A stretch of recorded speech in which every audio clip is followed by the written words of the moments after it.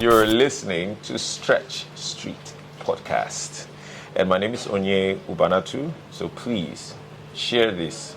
Before we go say don't change the dial. But now we say like, subscribe, share, download. Keep listening. Hello and welcome to another episode on the Stretch Street Podcast. My name is Onye Ubanatu. I'm a Pan-African content producer, an event producer, and also I work as a visual narrative expert. Where I'm from? See that question, Before, I could tell you, say, I come from Warri, but now I'm a global citizen, so, I'm from everywhere there is www. Yes, once there's internet, I'm a global citizen, yes. One of the greatest philosophies amongst many that I work with, I live with, and I live by every day. My full name is actually Onyenike. It means, not in literal translation, but contextually. Context-wise. So context-wise, it is Onyenike, and what it simply means is what you have is yours. In Pidgin, the thing will be your own, no go pass you.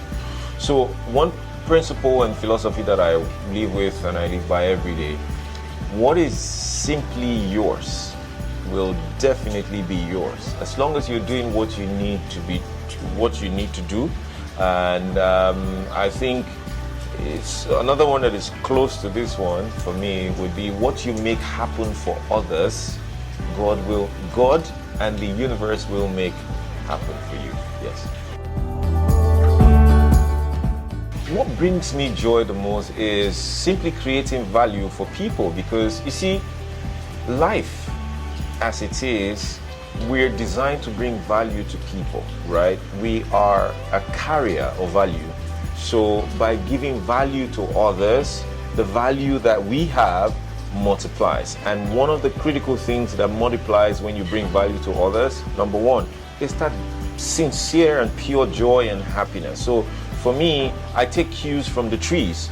Every day, if you look at the giant trees just next to you on the roadside, we don't water these trees every day, but look at how healthy they are. The simple philosophy is the trees are actually fulfilling their purpose by bringing value to earth, to humanity and things around them, and by so doing they get their nourishment from the soil. So that's me, bringing value to people brings me joy. One thing I do know for a fact that you will not catch me doing is stealing somebody else's thing. I need like thief person thing. So until you not be my, I need to come, And that's like a great plus to the woman that raised me, my mother, my parents. Stealing is, so if I see something that I think isn't mine, I don't come up with very sophisticated way of stealing it. The way they did us in Africa, some many ahead. Some, you know what I mean? They came to Africa and made us believe that, So I think it's an innate thing in Africans. We do not like doing that. I don't like doing that. So stealing is that one thing that's, No matter how dark the night is, the sun always rises. No matter how hard life gets, keep moving forward. You never know what amazing things are waiting just around the corner. No story is too rough and no journey is too tough. Join us on Stretch Street to be inspired by the stories of people who have been through it all and come out stronger. Stretch Street Podcast. Stretching without snapping.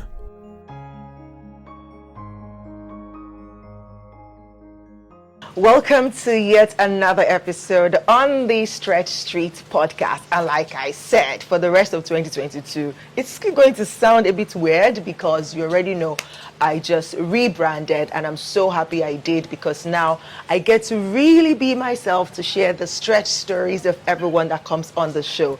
And today I am super duper excited, because I mean, not everybody gets this all the time. And so I'm super privileged to have my mentor on this set. Woo! Oh my God. And it felt like everything wanted to happen so this wouldn't happen. But somehow it's happening, and I'm so excited, because this person, he's a walking wisdom, right? And every single minute I spend with him always gets me to learn something, and I'm so happy to share him with you on this platform today. All right? So, I mean, you already know him, you already met him at the intro of this episode, but yes, I have the honors of bringing on this podcast my mentor, Onye Ubanatu. So, guys, get ready. Pull your seat closer to your screen right now. And if you're listening to this, please plug in your earbuds very well and listen closely, because wisdom is about to jam your earbuds and your screen. Welcome, Onye Ubanatu, to the Stretch Street Podcast. Yeah. Everything we do is energy. You know, even the intro, energy, everything, energy. Right. I like how you said pull your chair close to your screen. Like, I see someone watching this on their phone, they put the phone down and then pull their chair closer to the phone screen. You know, like, my brain works in a very crazy way. There you go. That is what it means to be a creative, right? But it's a great honor to be here and doing this. You forgot to mention today that I flew all the way from Nigeria to Ghana just to. My God, that's thing. why I like seeing. Yes. You need to give credence to my. To what it took. To my efforts. seriously, I'm not even kidding, right? And this is why this is like everything. Like, it's just, it means a whole lot to me, because I was in Nigeria, we couldn't do it in Nigeria. Yeah. And now we had to fly into Ghana to do this. So guys, you are very blessed, just as I am blessed, all right? So, I don't know why. You just came to me to say Dr. Onye. Amen. Dear universities, you know that doctorate degree, you're supposed to send me that email and say, for your impact work across Africa, here's a doctorate. Yeah, let's go. Absolutely. Let's go. I think it's going to happen soon. I feel it. So, yes. I call it forth and I celebrate my mentor before it happens. Know that you heard it first on Stretch Street Podcast, all right? Okay, so it's such a pleasure to have you here one more time. And talking about your stretch story, I know that you're somebody who is revered in the event production industry, in the creative industry. I mean, I have come in contact with you. Content producing as well. Content as well, right? Yes. And I've known you for years, actually. Yes. I think we should have met years ago, but it didn't happen. But now is the perfect time for it to happen, and it's happening. And in the short while that I've been connected with you, I know the amount of experience that you have in this industry and how creatives like myself look up to you and just want to be like, it's the excellent touch for me, the attention to details and all of that. I know all the journey that brought you here today is not rosy, for sure, right? So I'm sure that there are points in time where you've gone through period that stretched you. And so we want to learn from those experiences, those ones that made you almost like, you know what, send me a message. Why am I doing this, right? Yeah. Those experiences. I know there are a couple of them, but just share one with us. And the point here is we want to draw life lessons out of it. Interesting. First, thank you. It's such a great honor to be here and doing this with you. And whatever time or space or phase of your life where you're watching this, right now, one thing I know for a fact is this is not a coincidence. So please watch it to the end. Speaking of, you said one. Honestly, it's impossible to say one because in life, things do happen, right? Sometimes it's per second, sometimes it's every day. We deal with all kinds of stuff. And I think the most important thing then becomes that thing that you're dealing with or that happens to you that will happen to you. The big question is, what is it teaching you? What is it saying to you? What is it doing to you? So please allow me to share the philosophies or the principles, but because it's a fact, anyone that is alive that is an adult now knows that Omo, you cannot count how many things that has stressed you in life. Absolutely. You know, there Absolutely. you know, a lot. If you categorize it family-wise, inside our family, things they will stretch. You know, you look at business, there are tons of, look at managing people, look at the individual places that we live in, there are certain challenges that we have to navigate, Absolutely. right? Yeah. But the one principle for me would be life, in a way, life speaks through different things, right? Sure. As humans, we're quick to enjoy the pleasant ones, the good ones, you know. Then when it's bad, we say it's the devil, we say, you know, and all of that stuff. Yeah, not to say the devil is not guilty of a lot of it, but, you know, I do believe life comes with transitions. You have to grow. Same way, I'll take a philosophy from a child. A child is born, the child cannot survive by its own. The child cannot do anything by its own. The mother will have to. It gets to a point, the child starts to crawl. From crawling, it starts to stand. From standing, starts to walk. From walking, starts to run, right? But when you look at the transition points, you will be amazed to find out that there are things that happen to that child that made that child realize that, nope, you see that yellow thing that is doing like this? That every time I see that thing like this, I want to go and touch it. And then one day my mother wasn't watching or my parents weren't watching. I touched it and I felt a sharp pain. We call English burn, right? So what was that? Fire. So the child then now knows that whenever you see this beautiful thing that is doing like this, you know, you're not meant to touch it, right? But of course, that same thing works as an advantage in other areas of life. The child then now needs to grow to say, wait, this actually cost me pain, but actually, this can actually cook my food. This can actually help me, you know, give me the proper outlook of a gold. This can actually help me do X, Y, Z, 1, 2, 3, right? So that's how I see life. We've been through a lot of things, but it is important to know that everything that stretches you in life is teaching you something. Absolutely. Absolutely. So, I mean, I love that you came from the angle of philosophy or the principles behind it, because really that is what people can adapt to. Absolutely. So it's not like, oh, this experience is peculiar to you. Because something that happened to me, you probably not experience it. Yes, right? absolutely. But when it happens to you, when something else happens to you, wait. What's going on? Yeah, you can apply that principle to it. But then, because we love to hear stories, so just give us one of those experiences, especially as a creative, really. Yeah. All right. I'm just going to take two. I'll pick one from business. And then I'll pick another one from, you know, my personal life. So I'm a very passionate person. I love what I do. I work as a content producer. I tell stories across Africa. I help both multinationals, local and international NGOs, high network individuals craft their narrative or communicate their essence and their purpose, you know, and things like that. So I do these things across Africa and beyond, right? For you to get to that level where both local and international brands can actually trust you, it means that you must have come with some level of capacity and trust.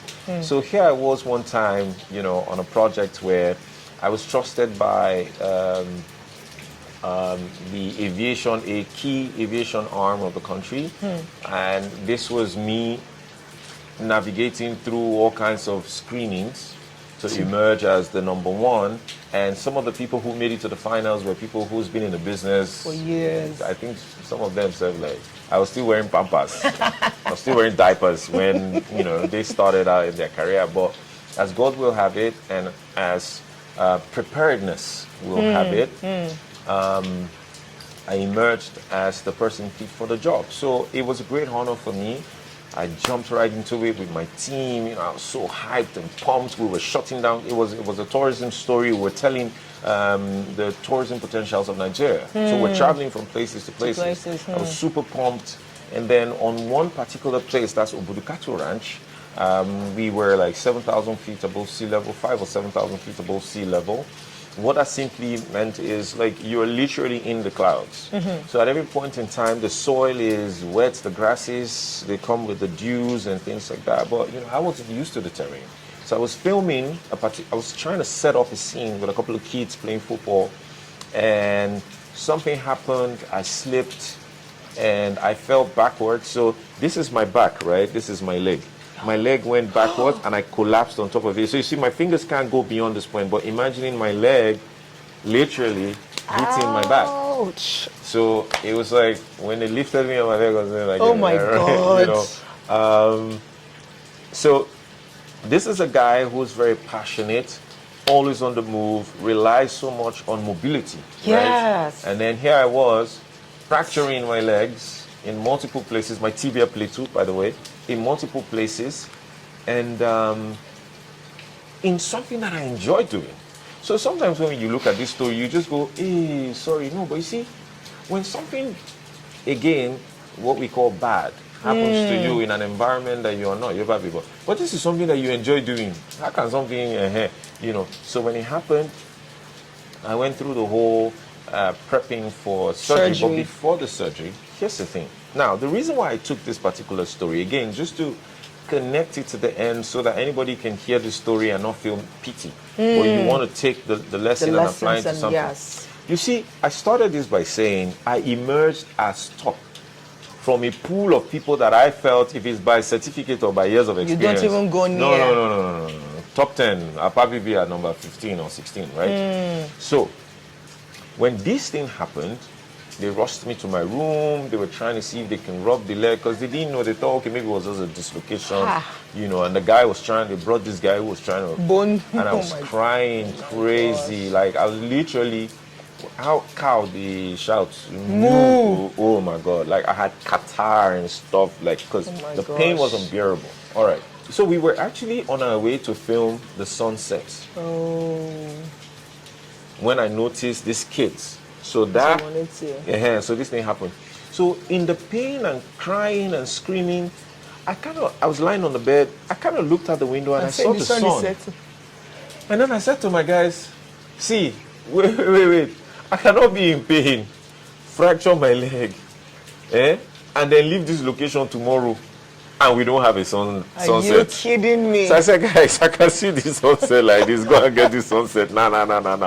Wow. The two guys that were with me, Michael and John, they looked at me like, are you for real? Michael was like, boss, are you like, is everything all right? Like, we're confused here. Like, how can our leader not have leg? And you are telling us, and I looked at him, I said, you are mad. If you say this thing again, I will get up from this bed and I'm going to do it myself. So I literally commanded the two of them to leave my room and go get it. Now, again, I'm sharing this because life will test you. Right? And if you say you are a leader, the people you are leading, they will be tested too. Right? So when I tell someone, you cannot afford to give up. What is the credence I'm using to?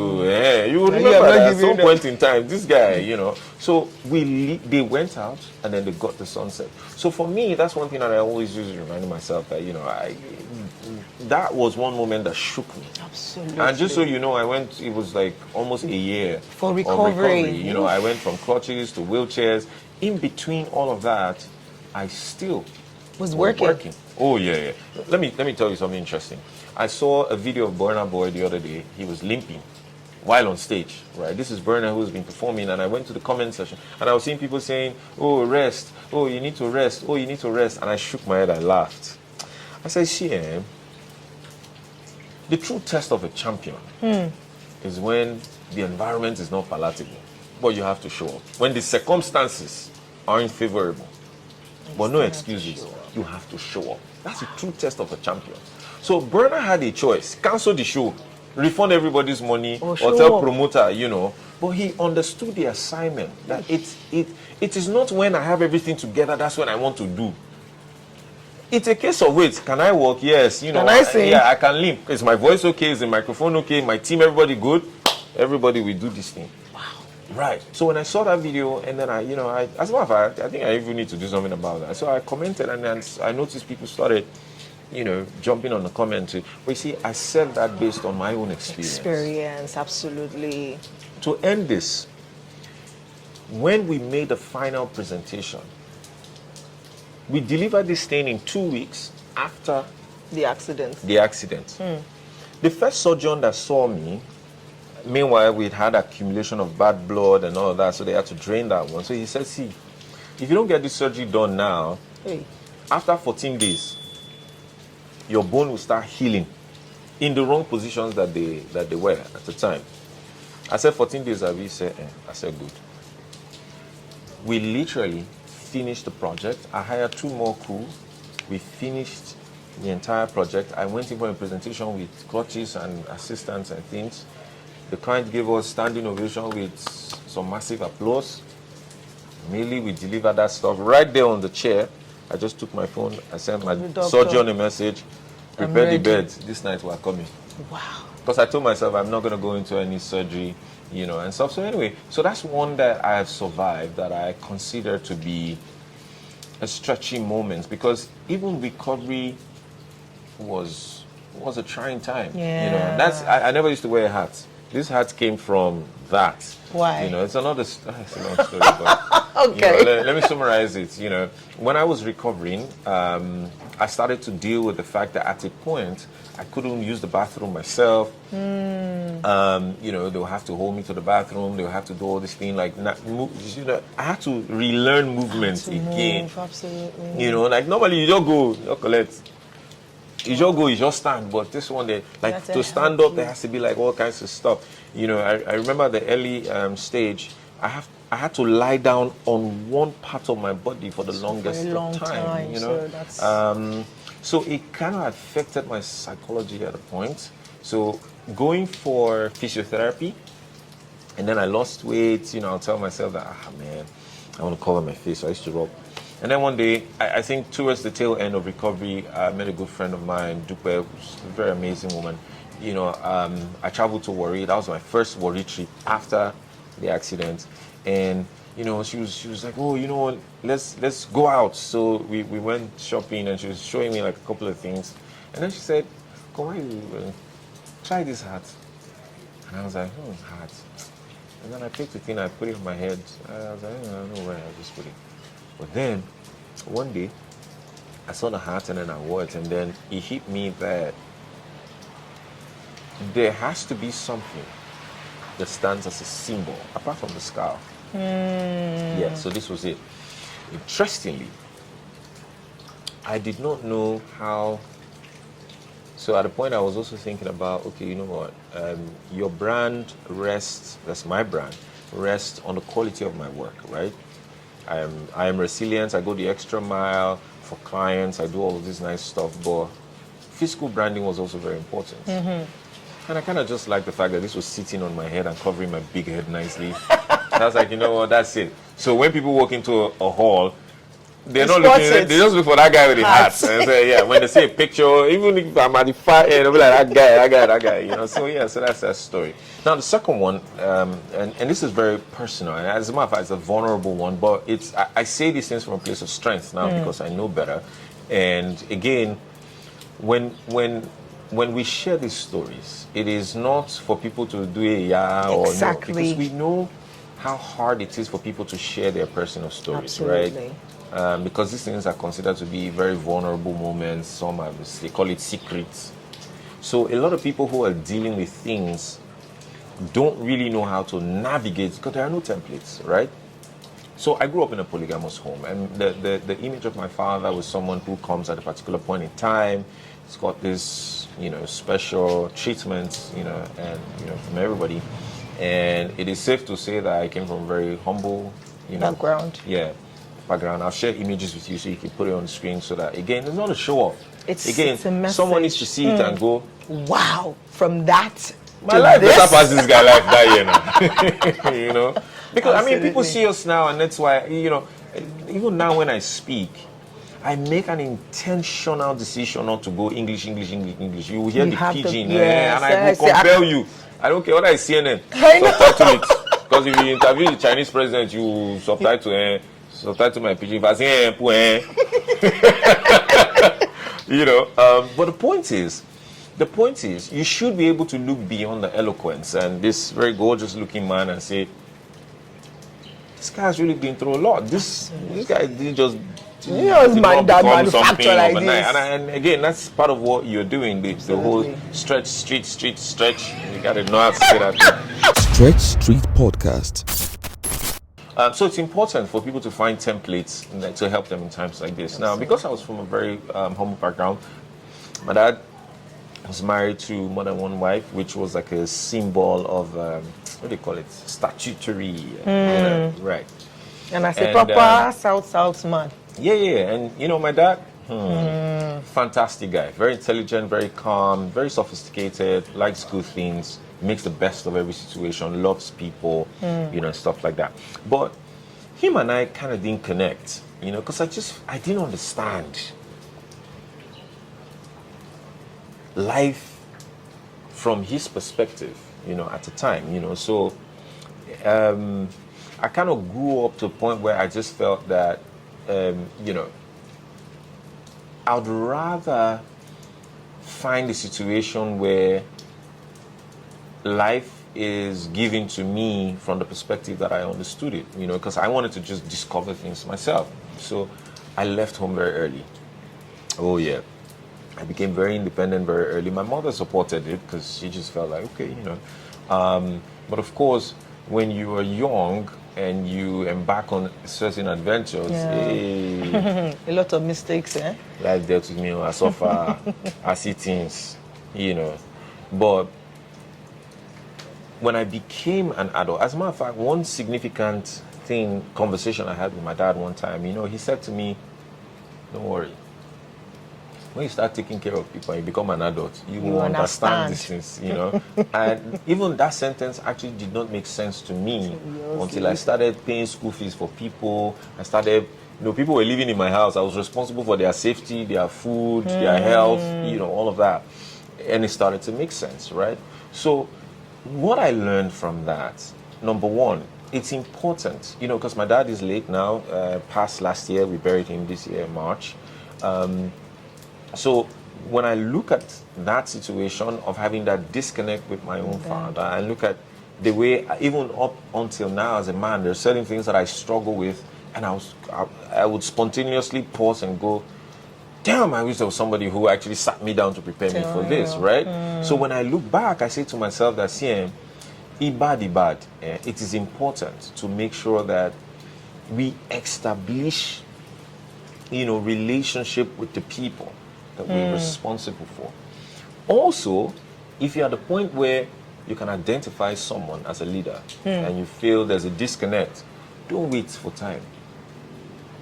Take the responsibility to find that connection. So these two are stories that I think that people, can connect with. Yeah. Wow. Guys, what did I tell you? To be honest with you guys, you know me, I love to listen to people's story. And I kid you not, I could sit here all day listening like, okay, tell us number 3. Okay, tell us number 5 and number 10. Oh, but it's good to know, before my dad passed, right, we spent connected. some time. We spoke, we had good laughs, we had, we had good laughs. I remember, I still have pictures of him telling us riddles and jokes and stuff. So that's important that I put it there. Yes. Yeah. So my family will come in and say, what nonsense are you going to talk there? All right. Awesome stuff. Thank you for sharing your story. Thank you for being vulnerable with us. Thank you for all the life lessons that you just pointed out from your story. And I want to believe that you've learned a thing or two. And this is to say to you, I mean, we all have our stories, right? And we all have those moments that has really stretched us. But another reason I love to do this is, for some of us, we don't have enough references around us. You don't have anybody that you've seen or you can access somehow. Thank God for social media now. But you don't know the backstory. And I hope that with this clip, because this is just a tip of all the experiences or stretch experiences that Onye has had, but I believe that with these two that he has shared, you would know that or have an idea of where he's coming from and why he is such an amazing human that he is right now. So I believe that you've learned a thing or two from the story that he has shared with us. And I kind of feel like you might have a question, all right? So if you do have a question, please reach out to me on social media at @theenergeticEJ_. Or you can also reach out to him. Like, he is a fantastic human being, I kid you not, but he's a very busy person, right? He's a very busy person, so that's why you have to come through me, so that maybe I can compile your question and kind of send it through to him and get the answers for you, okay? But yes, his handle on Instagram is Onye Ubanatu 1. Is there one on it? Yeah, one at the end. One and only Onye Ubanatu. Any other Onye Ubanatu is a counterfeit. Okay?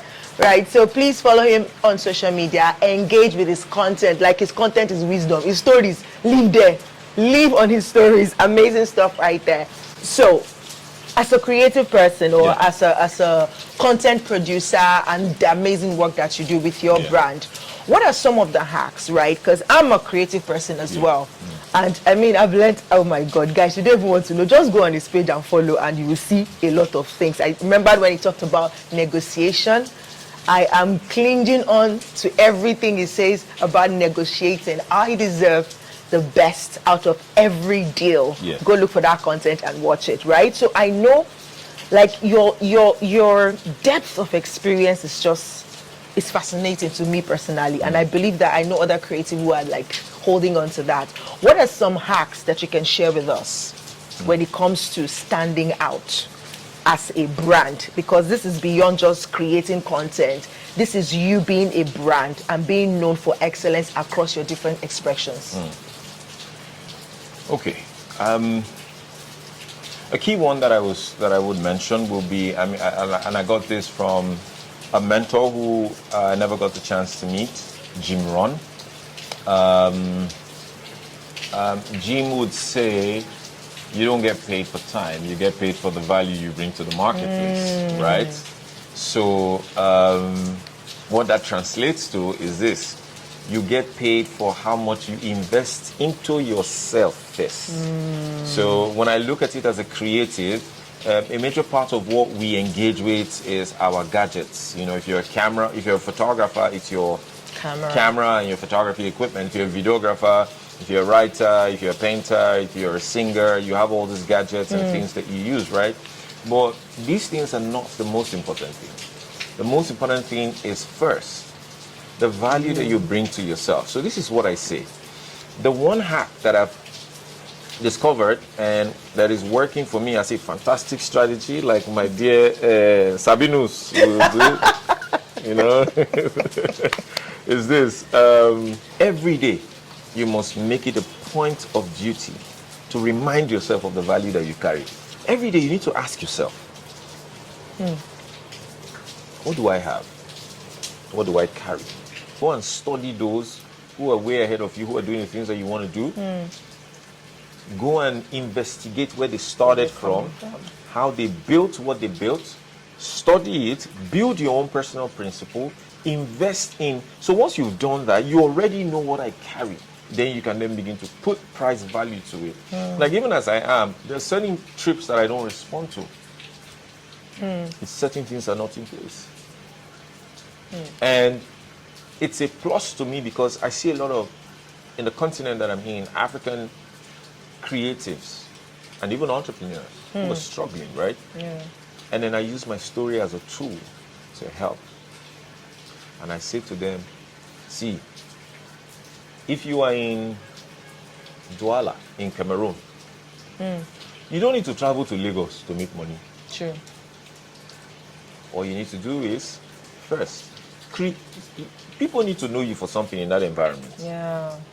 And it starts with identifying a problem, solve that problem, and then create a brand from solving the problem. People will come to you, and guess what? The Lagos will then be calling you, and the Lagos will be coming to you. Wow. So let me tell you something. My accountant will call you, Sha. Exactly. you know what I wanted to say? You know what I wanted to say? Should I say it? Say it. So what I want to tell you guys. this kind of wisdom that just dropped, that is dropping, that you can feel already. I don't know if you can feel it, but I feel it. Very soon, we are going to have a window access to this. I'm just giving you exclusive information here. I did not even ask for his permission first. But well, you've not said it, so it's okay. I know that there will be a window soon. Okay, it's okay. Off your mic. Mr. Minister, Mrs. Minister, off your mic. You know, what they say is enough for the wise. Yeah. If you know, you know. If you don't know, forget about it. Thank you so much for being here, for sharing, for giving us this hack. Like the biggest investment you can make is in yourself, first of all. Like I don't want to start telling you stories of the ways I've shot myself on the foot because of this factor. The factor that I don't understand the value I carry. One of my coaches says that to me all the time. She said, Jiro, you don't know who you are yet. Like you don't even know how big you are yet. And it tells in the way that I negotiate. And you see, I'm grateful. See my mentor here, he drew me like this, eh? If you come near me, my negotiation skills is about to blow up. Well, thank you so much for sharing that with us. It's always a pleasure. Like, I'll say this 1,000 times over. It's always a pleasure hanging out with you, being with you, listening to you, learning from you on a daily basis. And I'm just so grateful. And I'm happy that I get to share this moment with my mentor on this show with you. Again, please follow Onye Ubanatu, on Instagram. He's also on LinkedIn. If you're a serious-minded person and you're on LinkedIn, please check him out there as well. I'm on TikTok as well. Oh my God! If you're on a serious person on TikTok, don't worry. Bring that side to me. That side is on TikTok too. So, you heard it. So if you're on a serious person, like, I mean, yeah, if you're on TikTok as well, he's there. So please follow. I promise you. That's not to say those on TikTok are on serious people. That's not what I'm saying. But if you don't like hard stuff and you like soft life, funny stuff, come to TikTok. Don't worry, I have a way of packaging serious things in an unserious way, right? Yes. So please do follow him, and then also please subscribe to this YouTube channel. Subscribe to this podcast. We're going to be bringing amazing people on the show. So stay glued, follow us, and keep learning. And I would always say, keep stretching, but don't snap. This is the energetic EJ, and I'll see you next week. Wait, before you see them next week, let's say a big shout out to Emperor behind the camera and his team, who's made sure that we recorded this. Thank you, Emperor. Thank you for in the rain. Actually, standing in the rain right now. We've shifted from 2 locations to rain before. So Thank you, Emperor. Thank you, Shola and Ima Shaon, for doing this with me. Shola as well. Yes, God bless you. See you guys.